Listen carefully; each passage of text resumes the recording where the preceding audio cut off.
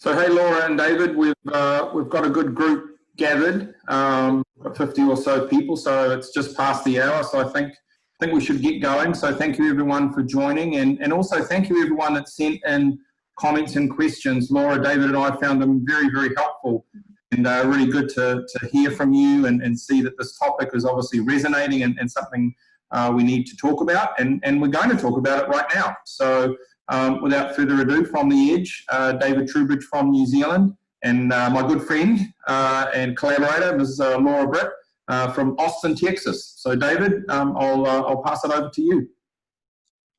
Thank you, John. Kia ora, tēnā koutou katoa, everyone. That's hi, welcome in Maori, our language of New Zealand. And welcome, Laura Britt. Thank you for joining us today from Austin, Texas.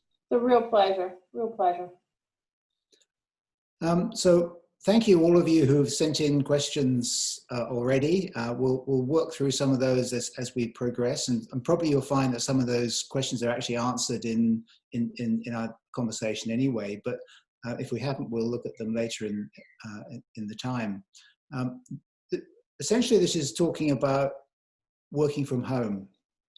So we're in this sort of strange situation where all the kind of things that we know are shifting, all the kind of things we've taken for granted are no longer quite what they were. And we're having to adapt. We're having to adapt particularly our work habits.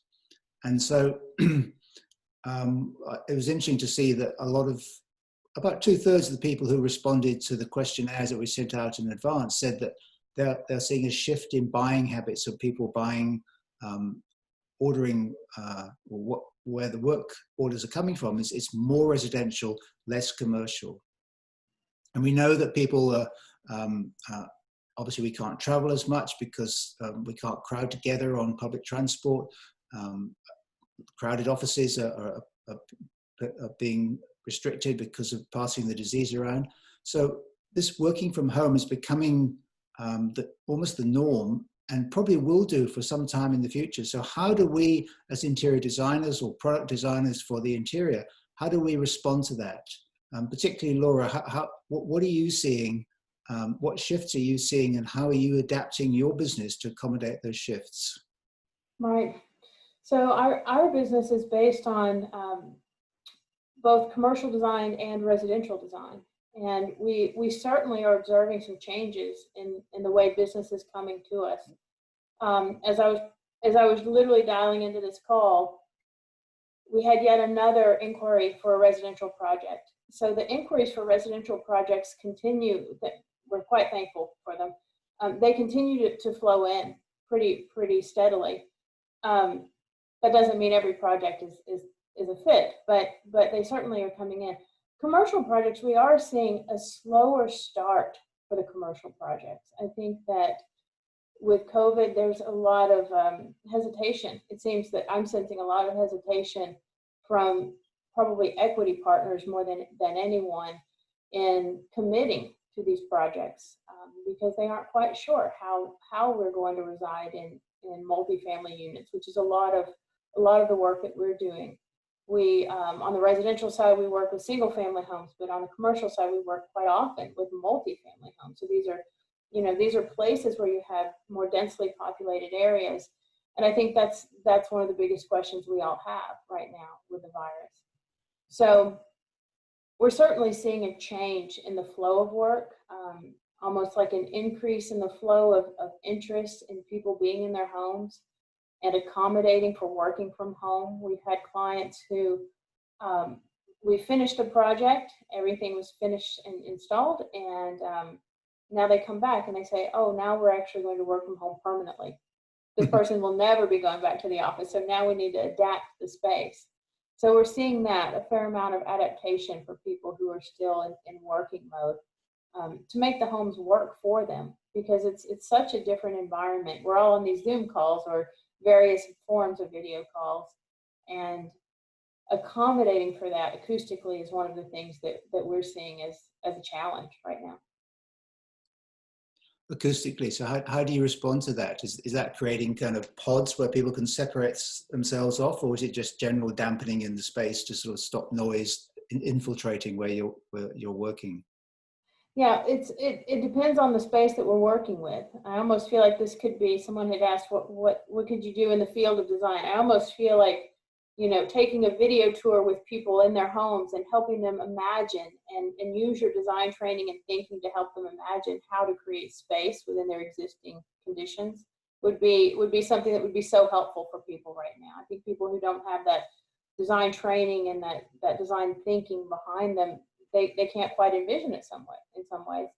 But for us, we're seeing, you know, when people do have additional space, say they have a garage apartment that they rent, you know, to tenants or things, and they have that extra space, that's an easy solution. Mm-hmm. But when you're all in, so many of our homes are open plans. So the living room, the dining room, the kitchen, and beyond is all connected into one space. That's where we have challenges. And so finding ways to physically separate, and I'm starting to think now about even products that could help us with that I haven't seen on the market yet. And I have some ideas about how can we create these pods, as I was calling them too, David. It's funny you use that term. Mm-hmm. So that we don't need a lot of space typically. You know, when you're on a video call or you're at your computer, you don't need a large amount of space. But finding the acoustical solutions, whether it's through drapery treatments or acoustical materials or physically separating, sometimes creating airlocks, almost like you would in a commercial space, how you can close and separate and create separation through physical space. And that way is another way that we're working with separating people. But as we're seeing, you know, there's not only the adults that are working from home, but now the children who are being educated remotely too. So you may have a whole family of people who are trying to use the home in a different way, 24/7. So a lot of challenges, I think, with that. So it's not just a home office; it's a home school as well. It is, and I'm seeing from our designers, I'm hearing that, you know, we work with so many materials, so we have physical samples that we use for our projects, and we need to show our clients physical samples of tile or flooring or wall treatments or lighting or, you know, whatever the case may be. So our designers are now starting to order the samples to their homes. I said, well, where are you putting all this? And one designer on our team said, well, I have storage bins. I'm putting it under my bed now, and I'm putting it under my sofa. So, you know, it's definitely changing the way that we're all working. And so we're now in the midst of adapting to that and helping our clients adapt. But what do you do with it? I mean, if someone doesn't have the luxury of an apartment they can turn into an office, so that they've actually got to adapt spaces within their home in a bedroom or a living room, where you might have kids, you might have pets.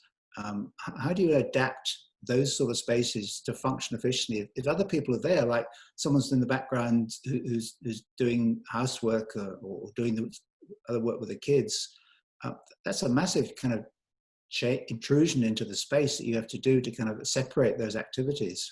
It really is. It really is. And it is a challenge. I think what we try to do is find a location where we do have a separation, a physical separation, ideally. And then beyond that, we're also looking at ways we can install acoustical treatments, which will separate spaces to create your own little pod, your own little work pod. We also are encouraging people to consider, you know, what is the backdrop around you and behind you? What's the environment that you want to be working within? So if you think about, you know, what is the connection to nature? Of course, you know, you could go in your closet and work from your closet with potentially no windows or connection to anything, and it would be quiet. But is that really the environment that one would enjoy all day, every day? And so thinking about, you know, how do we address all of the senses? How do we address the sights that we have? You know, is there a visual connection to outdoors? We feel like that's very important. And of course, you know, there's plenty of studies that support that way of thinking about having a visual connection and a physical connection to being outdoors. So creating zones. I mean, one thing that I think that is required of us is that conventionally, when you have like you've got, I gather from your room, you've got a desk against the wall, so that when you face the desk, you face the wall, but the camera faces the room. So I'm lucky, actually, David. I have a horizontal window right in front of me, as well. Which is great for you working, but it turns it around the other way when you've got people watching. So they're seeing the sort of backside of your room. That's right. Whereas you actually need to, I've turned my desk around, so I've got the wall behind me. You don't see the clutter. If you wouldn't want to see what's over here, the other side. Yeah. So it actually requires a little bit more kind of redesigning of the space to kind of think about people are watching you against a certain backdrop. This is true. I mean, even personally, I've learned this because we have a U-shaped configuration for my husband and myself here. And originally my computer was on this side, but the backdrop was my husband's desk. And we don't always share the same views about keeping things tidy. And it was also the view to the door to the room. And so anytime anyone needed to come in and get something off the printer or, you know, do some work or that kind of thing, it was a disruption if we were on a call. So we reoriented this room also. But even with this, I feel like, you know, we tried to have forethought about our own personal space. We designed this home a few years ago and really tried to think about multiple uses, tried to think about sustainability, tried to think about low-emitting products that were not toxic. But with COVID, it's really even changed the requirements. Having a home office isn't enough because there are two adults. And so even though I love our home office, we both cannot be in here on a call at the same time without being really disruptive. And then we have another space for our son just off of our kitchen so that we could observe what he was on with the computer and everything. And that's working out pretty well, but it's in the open. And so now we're looking at how do we adapt even our own space to create a third space for my husband to be able to work from home as well. And how do we visually separate that? So I think there's a need in the market. I actually just received an email, thought it was brilliant, from one of the suppliers. So for those of you who are in the sales and marketing realm here on this call, this is something that I would highly recommend you think about. How do we get in the minds of those that we're trying to serve, right? And so all of us are working from home. We all have a need for desking and for storage and all of these things we talked about. So I received an email that was specifically for desks and storage units. And this company had an aggregate of all of their different lines and were really like serving up all the solutions to you right there in one document, which was so brilliant. But I think not only do we want desk space, but if you are out in the open, you want the ability to maybe close that space so that you don't see the mess and be reminded constantly of, oh, all the things that you need to do for your work life in addition to your personal life all the time, especially for those of us who are moving desks into bedrooms, into your bedroom space. You know, so do you think you work more efficiently like this at home when you can just spend the time when you're smart and thinking straight, not having to do that 8-hour block with your brain's on top or bottom gear? Do you find you can work better at home like this, or are these distractions and stopping and starting actually reducing the amount of work or the quality of work that you do? You know, I think it's different for every person. I think for those of us who have small children, which we're not in that case right now, we have a teenager now, different demands. But for those with small children, I think it can be really difficult because you're constantly juggling and you're constantly, and maybe older parents or there are different demands, but you're constantly juggling your personal needs with your professional needs. I think in my personal view, I find I can really focus being here. And without the commuting and the preparation, and for me, there's a stress associated with driving and getting there on time and that sort of thing, because I overbook things a lot. And so I think that just being able to be in one place has certainly lowered, I almost feel like it's lowering my cortisol levels. It's interesting. It's really interesting. And what about health? What's that? What about health? Because that's Yeah. another issue. I mean, on the one hand, obviously, there's the bad health of sitting in a traffic jam and breathing the fumes. You're not getting that. You can control better the air quality, or can you, the air quality in your home, the chemicals that are used in your home, whereas in an office, you don't have the control over that. So do you think at the end of the day, you're more healthy working at home? I think in some regards, David, that's true. But I don't know if you found this, but in our office, we installed desks that allow everyone to stand. So you have the ability to stand and work, or adjust it lower, or sit and work. And so you see people throughout the day adjusting their desk depending on how they're feeling and if they need to like get a little energy boost or they need to take a break. That's a little bit harder because most people don't have that flexibility at home with their desks. And I do think sitting all day is one of the worst things that we can do. But I am finding that people are replacing that commute time with more time in thoughtfully preparing meals, thoughtfully exercising or meditating, whatever their thing of choice is. So I do think there's an upside to that, but I think the downside is that so many of us are in a seated position, you know, almost all day when we're on these Zoom calls and various things. So sometimes we actually take calls from, we call them our walk and talks, where we're out walking and talking if we don't need to have a visual connection for a call. And that is, it's hot now in Texas a little bit, but it's really a nice way to get up from the desk and get your blood flowing again. Yeah. Can I go a little bit deeper in that one? Because please, yeah, please. If you think about the kind of archetypal kind of boardroom office that Hollywood presents to us, is this sort of position of kind of patriarchal power of the empty boardroom with no sense of the feminine in it whatsoever. The sort of top wall to ceiling, floor to ceiling glass, looking out from the top story of a tower block out over the city, the sense of power that engenders. And the fact that mostly these are males probably, and even if there are females there, they're trying to be males in suits and look tough to get there. So if that's the kind of the pinnacle of the office sort of experience, and we're taking away from that, and some of those people are now working in their homes with a family around them and a very different environment, is that going to actually psychologically change them? Is that going to change the sort of balance of power in our society, maybe away a little bit from the patriarchy?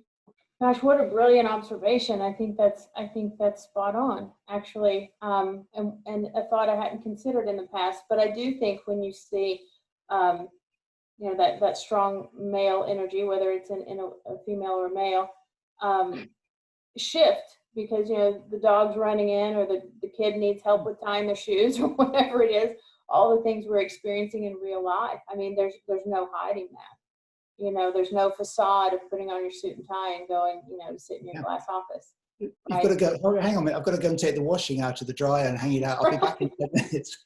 That's what brings you down a peg or two, doesn't it? It totally does. And I think that's probably a good thing in some ways for our society, to let go of ego just a little bit and be a little more connected. Yeah. On the human level. I think that's a brilliant observation. I'm hopeful. I'm hopeful that there will be some shifts, you know, some societal shifts as you're talking about. And I think it'll be really interesting as we look back on this. I enjoy Malcolm Gladwell's, you know, writings a lot, and I was listening to him the other day speak about COVID. It was the early days of that. But I am curious if there will be some observations that really shift how we're working. You know, I think there's so many positives to this. I think, you know, giving the earth a break and letting it breathe for a minute is one of them. You know, staying at home, not being on the roads, not commuting, not polluting quite as much. I do think we all have fairly short-term memories, so that's probably the thing we have to caution against. But I do think it'll be an interesting, you know, as we look back on this time period, to see what comes of this and what shifts in the way that we connect as people, because I think so many of us are missing that human connection. You know, we're missing that ability to really see each other, shake a hand, give a hug, you know, whatever your preferred method of greeting is. And now, even if we are in person with our clients, we're so far apart. We're so physically distanced, as we should be, in my opinion. But I do wonder how it will shift our whole way of interaction. Yeah, I mean, that is the downside of the working from home move it's and particularly with a design project, it's so much easier with 1, 2, 3 or 4 people to sort of mull over a problem together when you're actually in physical contact with them, and you can draw on a piece of paper and you can sort of throw ideas around in a way that it's not quite the same through Zoom. And we are, I mean, there are benefits we've been talking about from working home, but there are also things we're losing too, I think. And we have to find ways to somehow bridge that gap to sort of keep that sort of person-to-person contact alive as much as possible as we can. I would agree, and I think what I've found is a lot of the large corporate developers that we work with, oftentimes everyone's camera is off, and it's just a phone call and a presentation. There's not a visual, there's not a human-to-human connection in the same way. So really, we've encouraged our team to leave the cameras on. You know, we're people, and we can't be together right now, but we still want to connect with our clients and our colleagues and that sort of thing. And I think our junior designers are probably the most challenged because they're new to the field, they're new in our careers, and they don't have that mentorship in the way that they would have. I was on a call the other day with panelists talking about it was for students at the University of Texas here where I live. And you know, the conversation was about how do you look for a job in the middle of a pandemic? How do you land an internship in the middle of a pandemic when you can't go to an office and be mentored and trained and work in the library like so many of us, you know, may have done. But I think there's still a lot of opportunity for designers, and to use our design thinking is it's really important. I think there's so many ways you can apply design thinking to solving what I would call, you know, problems, your design problems, so to speak, with this. But, you know, circling back, David, you had mentioned something earlier about health and wellness and being at home and being able to control your environment. And maybe we're all craving a little bit of that. How can I control what's going on? Because so much of what's happening feels beyond our personal control. And, you know, I do think, you know, the things we've talked about with acoustics and ergonomics, those are also really important. But one of the things we strongly believe in is lowering the toxic load for our clients when we're building or remodeling homes. And it's still a bit of a challenge, I think, to turn the tide, you know, because building and construction has really been in one direction, as you well know, in manufacturing your products. I'm sure you've felt that it's hard to get people to think differently about how to manufacture and how to be more, how to touch the earth in a softer way, or how to create a little less toxic load for the environment or for the homeowner. But I do think, being more specific on that, I think the ability to control your environment and make it as healthy as possible is becoming more and more of a topic. It's something that I've talked about a lot during COVID. So I think there's a lot of interest, because I think these webinars are popping up because people are interested in how do you bolster your immune system, how do you bolster your health, and taking toxins out of our environment is one of the ways we can do that. So and you've got as an control example, over it. What's that? Because it's your home, it matters so more in a way, because it's your home, it's your family. Maybe you've got your kids there as well, and you're in this sort of day and night. So it really matters what you do with that. And I'm hoping that this will actually force people to think a lot more about the toxins that we bring in unwittingly into our living spaces. I remember last year when we were at that Hui in Austin, and your friend gave the talk about all the bad things about our homes, and we were going, whoa, you're kidding. And at the end, someone asked this wonderful question: what's the best thing you can do to keep your home toxin free? And she said, take your shoes off. That's right. That's right. Brilliant. Oh, yeah. So simple. And it's interesting because even, you know, on a personal level, my struggle with my son and my husband to do that very thing, you know, here in our home. But when we started learning that the virus can be transmitted and is found on people's shoes who have the virus, and what an easy way to eliminate that from coming in your home, just leave them outside, you know, leave them outside. Yeah. We've all got our new house shoes that we're wearing around now because, you know, everyone's finally on board with that. And you can do that in your home and you can't in an office. So that's got to be a good part of it. Right. I mean, I've thought about that at the office, actually, having slippers for everyone who comes in, but that might be a bit too far for some of our. Well, that also kind of changes the tone in the boardroom a bit, doesn't it? Which the other thing that we sort of haven't talked about, which I think is also quite important, is our old friend nature, and I was reading about how people after they were let out of the lockdown in some of the cities, that one of the first things they did was they rushed out and sat under a tree in the park. And that was what they needed more than anything. And that's reinforcing also in us how important nature is in our lives. And okay, it's great if you've got a park or trees outside you can go to, but we can also help with that and how we design the interior to make it feel a little bit more like we're connecting to nature within our interior. So how do you go about that? How do you try and make people feel they're more connected to nature in their homes or their working environment? Yeah, that's an interesting question. I mean, ideally, you know, the easy answer is if you're lucky enough to be in an environment that already does have a lot of natural light and windows, fabulous. What I'm finding is as time has gone on, I see this progression in our Zoom calls, you know, all these video calls. A little plant gets added here, another plant gets added there. And then over time, now we've had this, how long? 3 months, is it? Over 3 months, I suppose. You know, you see this almost nursery with some people because they're craving that sense, that connection to nature. And I see this again on a personal level, if you don't mind me bringing it back, but I think it's so telling.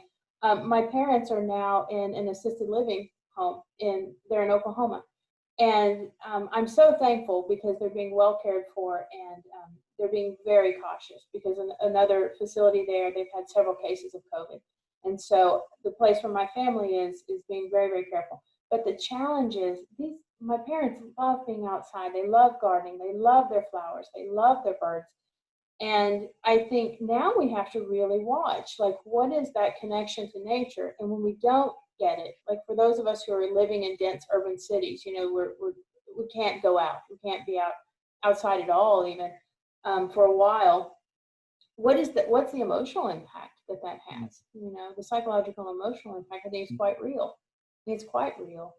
And so I think bringing in elements of nature, obviously connecting to nature through our windows if we can, flower boxes, all those simple little things, those little touches that we can add. I was thinking about our talk today, and I was thinking about how do we design for all of our senses? It's our sight, our sound, our smell. I was thinking about taste. We have to be careful with that one. Sitting at home all day by the kitchen. And then the touch, you know, what is the environment around us? How does it feel to the touch? And how important really all of those things are to our well-being.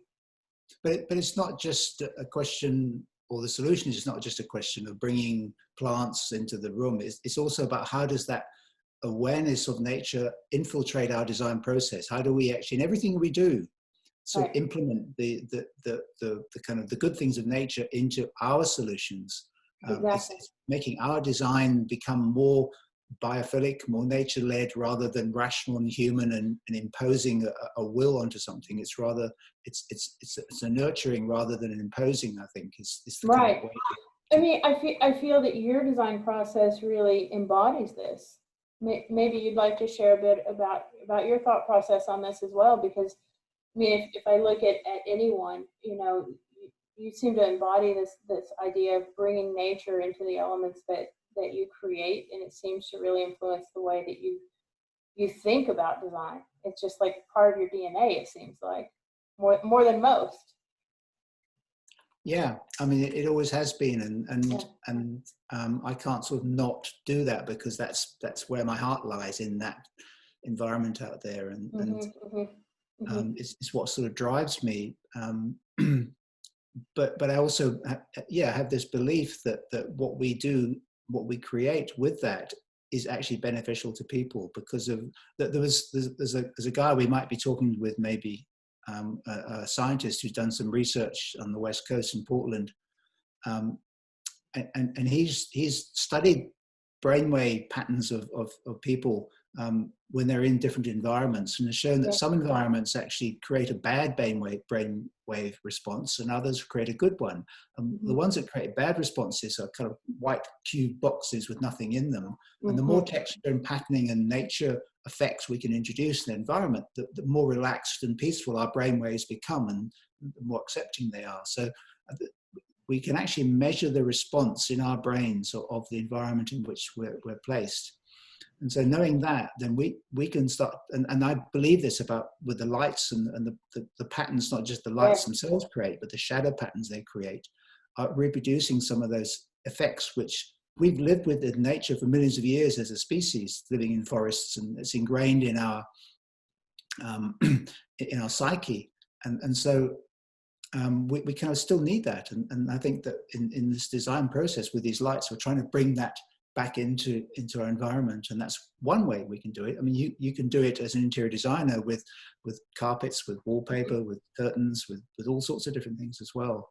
Right, and we certainly do. Yeah, I mean, to that point, David. I mean, actually, in our current office, which we use well as our guide for designing our new office that we're not in right now, but we used some of your fixtures. And in our wellness room, we used one of your fixtures. And the reason that was so important to me is because I wanted to have that beautiful shadow play that your fixture creates, and it gives you that sense of being.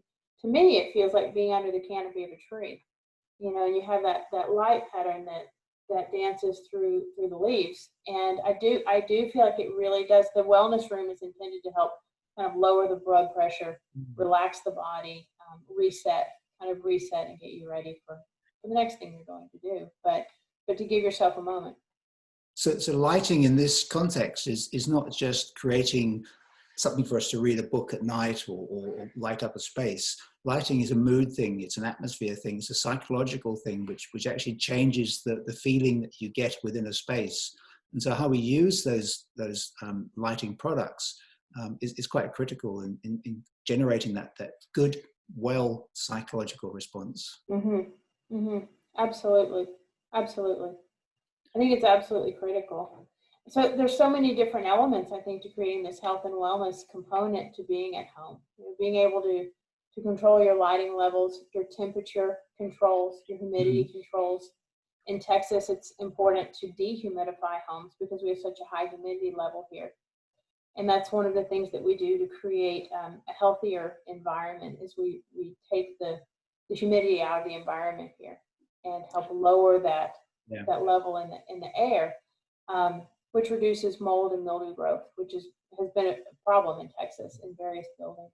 You know. It's a big issue in New Zealand too, humidity in homes for different reasons, because we don't have very well insulated homes, and so the condensation built up in winter, and it's not a well acknowledged problem or well enough acknowledged. It is a serious problem, humidity, and we need to do more about that. Yeah. I mean, I'm personally quite interested in indoor air quality. And so when we were talking about that, you know, the idea of leaving the toxins outside, you know, leaving your shoes is an easy solution. That's such a simple thing. It's kind of a Japanese approach, I think. But leaving the toxins of the cars outside, you know, having an open air carport, things like that, where we can leave the toxins outside. Don't bring them in.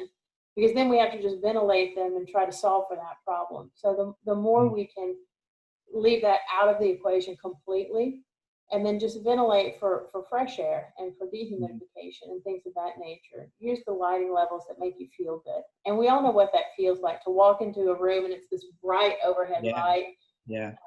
I may be overly sensitive to that, but I think that is something that affects many of us versus the type of lighting you create where it's a soft glow. It just immediately changes the feeling. Absolutely. John's saying we should look at some questions. Okay. Q&A. On to questions. And in that context, there was one about how are you dealing with the mud room's evolution into the bio-cleansing room? Yeah. I wonder if they heard my talk early on in COVID. That was something we talked about. You know, before we understood as much about this, we did think that we could potentially transmit it through our clothing, and apparently that's still somewhat true, but I think mostly it's through human-to-human contact. But nonetheless, I still think the idea of having the airlock space, the mud room, where you come in, you change your shoes, and if you've been in a highly exposed area, you have the ability to change your clothes, almost like a doctor would, change out of the scrubs. We're fortunate in our home, we have that, and in many of our clients' homes, we have the opportunity to have a space you enter that is kind of separate and controlled access. And so you have potentially a place to drop your clothes, your shoes can be outside or in this tiled mudroom area. And then a washing machine and dryer. So all of that's contained in that space. Mhm. And I think that's going to become more and more important as this pandemic is understood more and more.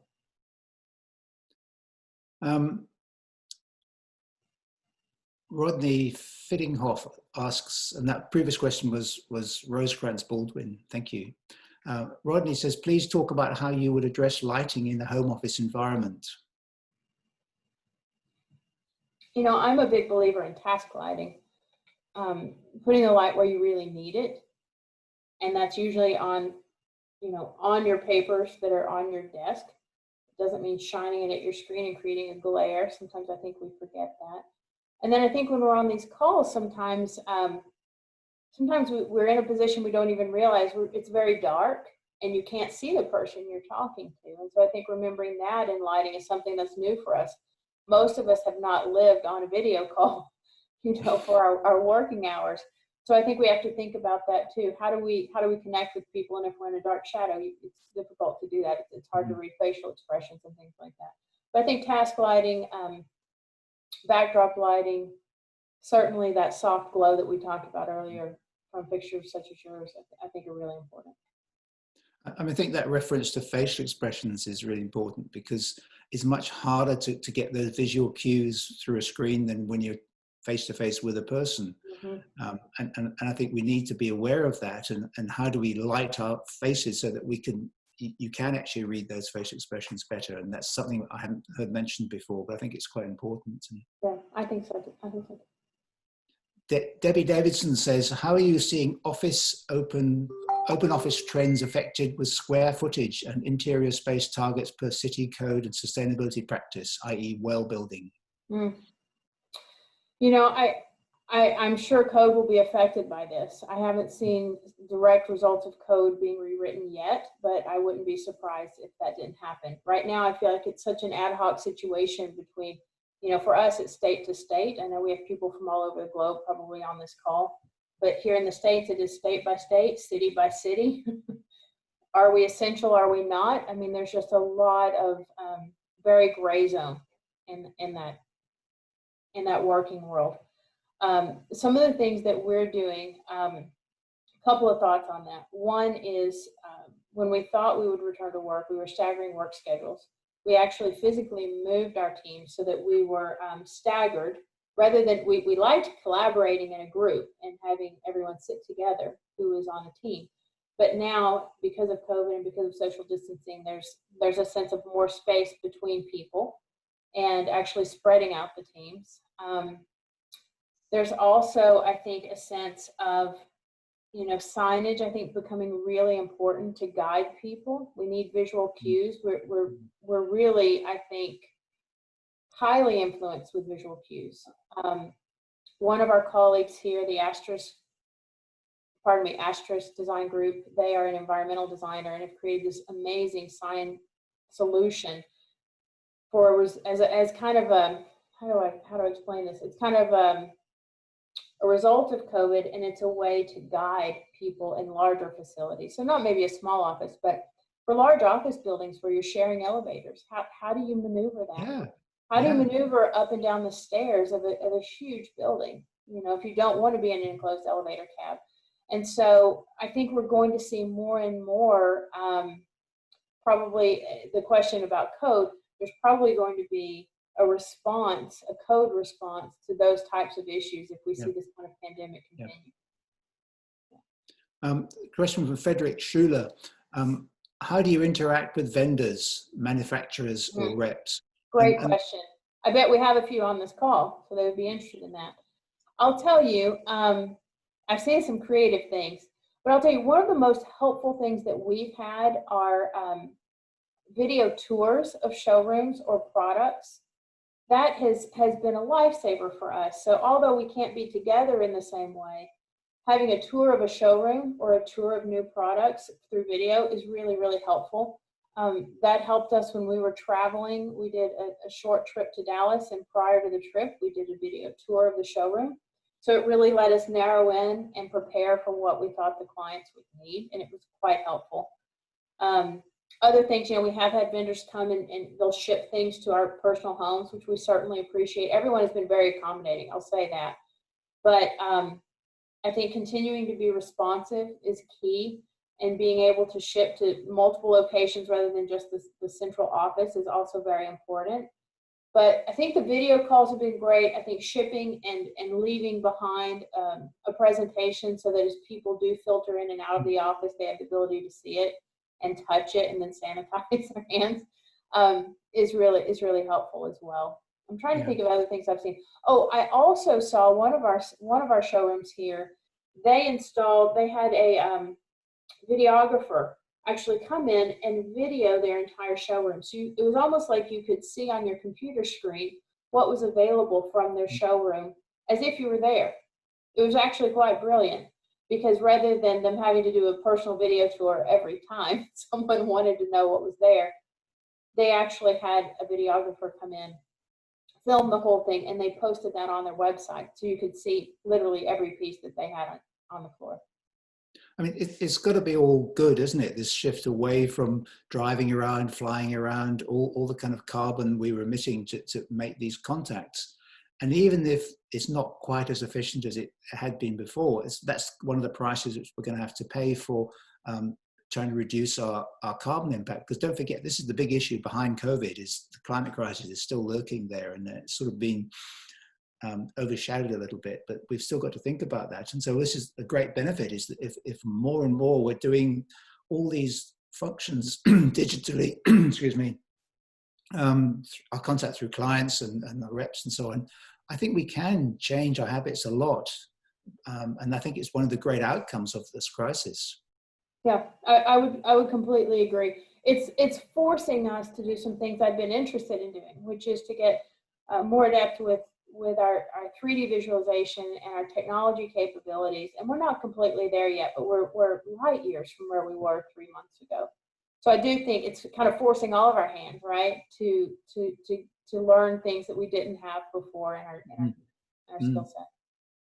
And I think it'll have a very positive impact on the earth.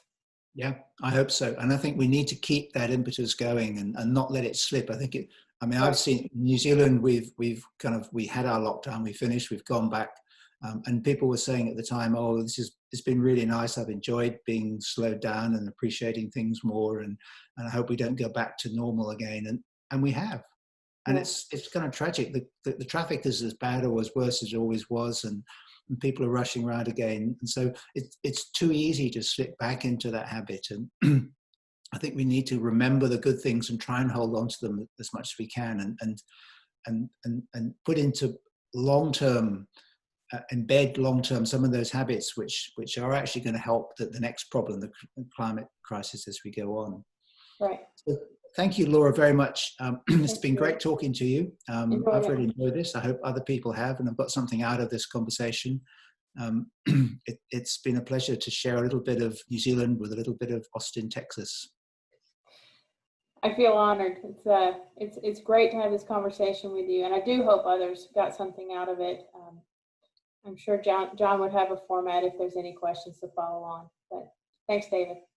Yeah, thank you, Laura, and ka kite anō. Bye, everybody from New Zealand. That's bye for now. Okay, bye-bye. Bye for now.